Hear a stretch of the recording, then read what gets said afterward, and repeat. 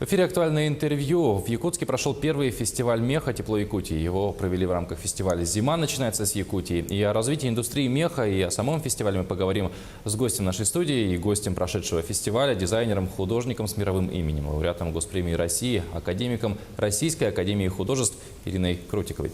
Ирина Владимировна, здравствуйте. Здравствуйте. В первую очередь, да, прошел фестиваль, целых два, это и «Тепло Якутии», и «Зима начинается с Якутии». Оба вы посетили. Какие впечатления они у вас оставили?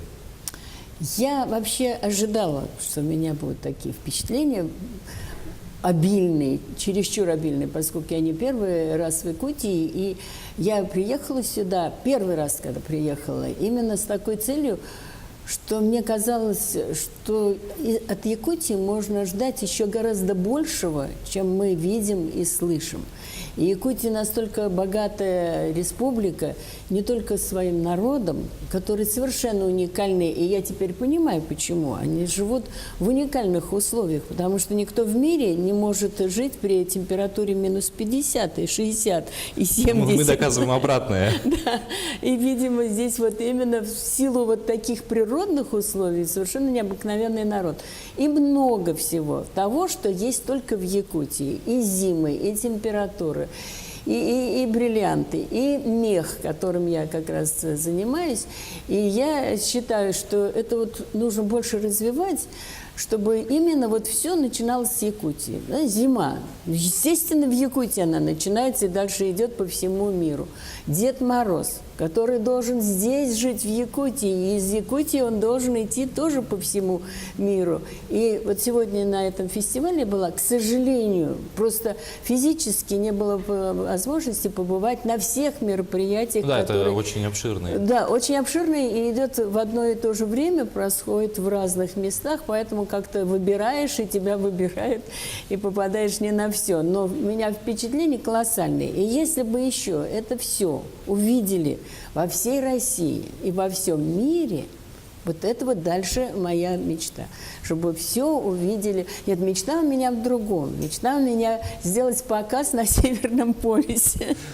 Мне кажется, с развитием технологий это вполне себе реальная мечта. Конечно, потому что где меха еще могут быть, где низкие температуры, где это необходимо, где мех это не только как украшение или демонстрация своего статуса, а это просто необходимость, без этого жить невозможно. Да. Ну вот вы сказали, что у вас были ожидания о впечатлениях, которые вы получите от поездки, то есть ожидания с реальностью совпали? Или, может быть, даже реальность превысила? Реальность превзошла ожидания. Превзошла и по качеству, и по количеству всего. И по количеству людей, которые присутствовали там. Одно, как прошел конкурс строганины, просто потрясающе. Просто великолепно. И это же тоже только в Якутии. Больше этого нигде нет.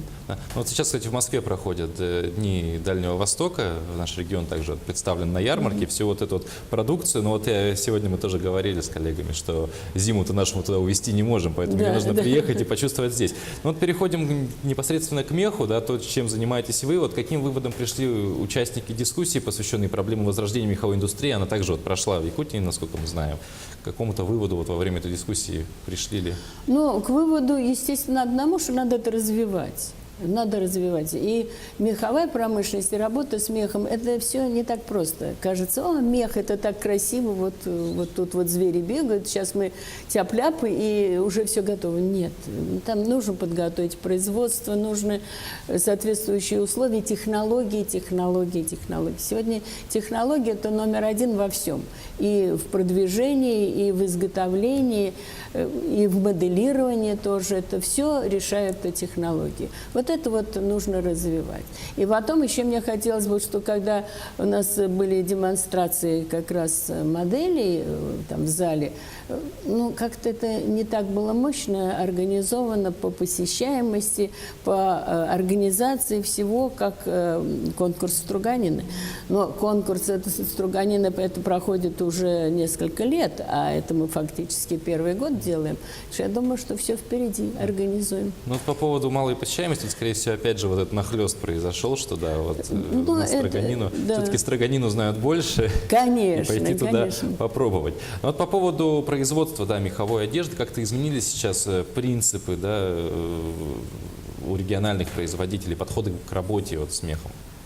Изменились, конечно, и просто стали многие понимать, что это вот не просто сшить, да. Мы обсуждали вопросы и обучения специалистов, и вот я пришла к выводу, что здесь не совсем знают вообще, какие необходимые специальности, крайне необходимы для того, чтобы получить качество. В частности, вот кто на моторе сидит, у нас называется моторист, это фактически, я даже не скажу на каком месте, это рядом со скорняком. И портниха тоже. Это, собственно, и там дальше начнешь перечислять, и будет значительно больше. Это все те профессии, которые, собственно, и способствуют качеству.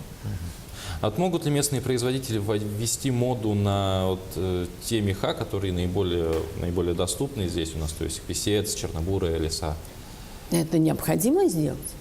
Я не знаю, на сегодня они, по-моему, еще не готовы, но это надо сделать. Конечно, надо в первую очередь развивать те виды, которые здесь есть, да, которые не нужно везти через весь свет и покупать за рубежом, но даже если в России покупать, все равно это расстояние большое, это все удорожает стоимость изделия, а стоимость изделия – это один из основных показателей покупаемости. Потому что если безумно дорогие вещи будут, ну, это будет их носить единицы, а надо нам всех одевать. У вас все на морозе ходят. Действительно. Вот, Ирина Владимировна, насколько знаю, по пару фабрик удалось вам посетить. Вот, какие впечатления от посещения? То есть как сегодня работают наши местные? В этот раз я была только на одной фабрике, на Сардар, по-моему, да, так называется. Сардан, да. Очень хорошее впечатление произвели. Очень хорошее впечатление. Но вот с точки зрения технологического, вот, технологии производства, оборудования, опять же. Вы знаете, я, может быть, не совсем буду петь вместе со всеми нашими министерскими установками то, что говорят, оборудование. Я была в Аргентине на фабрике, там с ними работала, и когда я увидела, на каких они машинах работают, я таких машин вообще никогда в жизни не видела. И когда мы раскопали год изготовления, 1927, и они на этой машине работают очень хорошо. На фабрике «Белка» они всю жизнь шили, но сейчас у них сменился парк машин, но все равно они работают на 210-м машине и делают великолепные шовчики. Это все от рук зависит. И это желание человека, это обучаемость. То есть в первую очередь здесь все-таки стоит вот именно человек, потому что… Да. Да. Вот сегодня многие дома модные переходят на искусственный мех. Вот как вы считаете тоже, как человек, да, занимающийся мехом, это может быть как-то на экологию влияет и стоит ли вообще массово переходить на искусственный мех? Вы знаете, но искусственный мех, он вполне может существовать, но при каких температурах? Потому что очень редко, когда искусственный мех может выдерживать температуру, я не говорю о минус 50, даже минус 10 он встает колом и совсем не греет. Это один момент. Это нужно давать дополнительные обработки. Существуют такие обработки, технологии, которые делают искусственный мех все-таки морозостойким. С одной стороны. С другой стороны, само производство искусственного меха наносит очень большой вред экологии, потому что выбросы колоссальные совершенно. И надо посчитать, просто посчитать, что выгоднее, может быть, лучше искусственный мех использовать на среднюю температуру, ну, как пальто мы носим шерстяные, да, на осень, весну, вот на это время. А зима, особенно такая, как у вас, она не обойдется без натурального меха. Натуральный мех – это все-таки наше достояние, и это необходимо использовать. Другое дело, чтобы не было варварского использования этого меха, чтобы это было все в рамках. Вот как всю жизнь использовалась белка, я знаю, вот сами шкурки белки. отстрел, ведь искусственно ее не разводят, она не поддается. Это было все в норме, и количество белки, то есть и охотники, и те, кто охраняет это все, была разработана целая система, и среди охотников не бывает браконьеров. Не бывает. Это браконьеры, это совершенно другие люди, которые ни к меху, ни к отстрелу меха, ни к чему этому не имеют отношения. Чтобы это было разумно сделано, чтобы не было истребления. И так же, как на соболя, ведь есть определенная квота, и больше, чем вот эта вот квота, охотник не имеет права отстреливать, и каждая страна, это все ограничено. Ну вот так же и со всем остальным То мехом. есть нужен контроль. Да, контроль, и это должно быть такое, изучен этот вопрос, и точно определено, сколько можно. А вот, кстати сказать, вот сокращают, надо меньше, меньше, меньше отстреливать. А вот с белкой что у нас произошло? Мы же были монополистами по белке, по качеству белки, по ее красоте, по всему. Во всем мире нигде нету такой белки, как у нас. По выделке белки, вот фабрика «Белка» в Кировской области была, они совершенно великолепно выделывали белку. И никто с ней не мог работать в мире, покупали только у нас. А сейчас вот какой-то момент такой настал, там что-то недовольны, здесь недовольны, там мало платят, как всегда, знаете, здесь мало платят. И сократили отстрел, и белка погибает, потому что ее чересчур много в природе, ей не хватает места, ей не хватает питания. Они заражаются друг от друга, от инфекции гибнут, и говорят, что вообще ее уже фактически нет. Это катастрофа. Ну вот в Якутску привезли новую коллекцию, насколько я знаю. Нет, Не в новую. этот раз нет. Не новая Нет. коллекция. В этот раз я привезла только 3 модели, которые мы подарили победителям конкурса красоты. Но в целом у вас вот недавно, значит, насколько знаю, что новая коллекция должна появиться или уже появилась. Нет, уже появилась. Вот да. чему она посвящена? Ой, вы знаете, Если, нет, есть ли вообще у вас такое, посвящаете ли вы чему-то нет, коллекции? да, я посвящаю последнюю коллекцию, я сделала в связи с тем, как-то я даже не собиралась делать новую коллекцию, не каждый год я делаю. В этот раз я тоже не собиралась. И вдруг я слышу по радио, что говорят, что на Западе фирмы, очень серьезные такие крупные фирмы, громогласно отказались от использования натурального меха. Это рекламная акция 100%. У них, видимо, не продается, поэтому они так объявили, что быстро бежали, пока они еще производят, что-то покупали. И они сказали, что вот остатки, то, что мы сделали, что сейчас будет продано, мы эти деньги, вот продадим эти вещи, эти деньги мы пустим на собачек.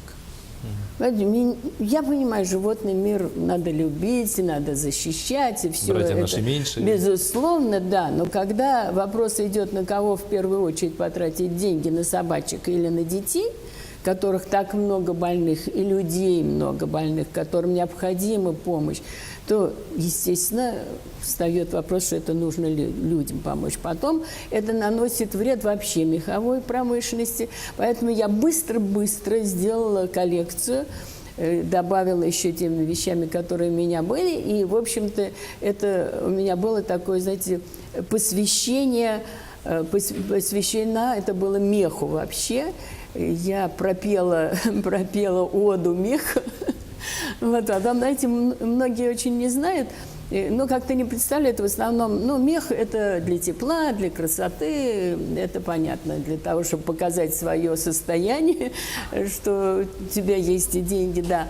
Но мех у нас, если посмотреть вот нашу страну, то мех с 24 года, это уже когда была советская власть, первое, что стали продавать, когда образовалось Министерство внешней торговли, это была нефть и мех.